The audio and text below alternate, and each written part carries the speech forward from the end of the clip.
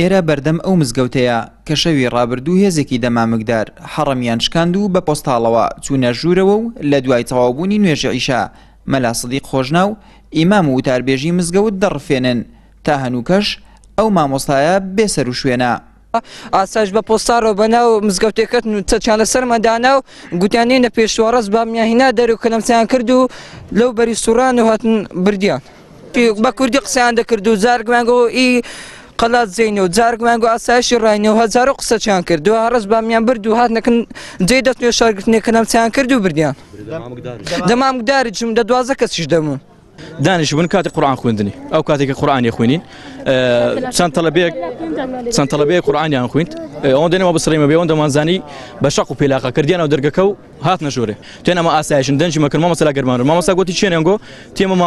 ئاسایشن نەدبین کاک ئاسایشی چێن هەر کەسەوە هەندێک ناویاندا ئیوێنەوەی و بەرام کەس نازانی چێ بوون نەشیان هێز کەسی بە دوودا بڕوات تا کاتی بردیانەوە تا دەریان هێنا لەوێەوە کەلەپچیان کردوە کاک محەممەد گوتی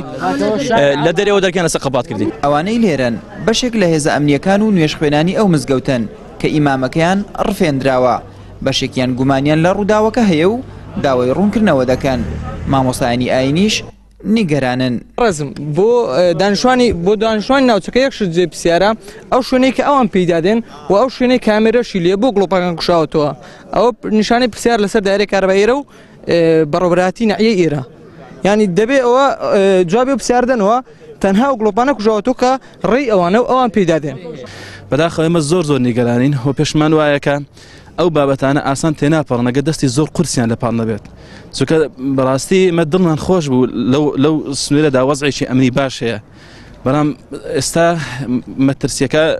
ڕووی ئەمنیەوە خەریکە لێرەش دەست پێەکە لێرەش ڕوو ئەدات. هێزە ئەمنیەکانی ئیدارەی ڕاپەڕین تا ئامادەکردنی ئەم ڕاپۆرتە ڕوونکردنەوەی فەرمیان ڕانەگەیاندووە. بەڕێوبەری ئەوقافی ڕاپەڕینیش دەڵێت ئەو مامۆستایە کێشەی ئیداری نەبووە. ئەم مامۆستا بەڕێزە فەرمانبەری ئەوقافی ڕاپەڕینە و پەیمانگای تاوا کردووە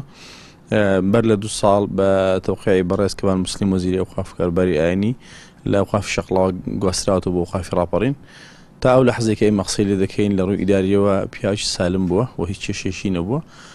ئەوەی کە ڕووی داوە لەگەڵەوەی کە کارێکی قێزەونە و هیچ یاسا و ڕێساک ناگرێت ئەگەر هەر هێزێک بێت ئەبوایە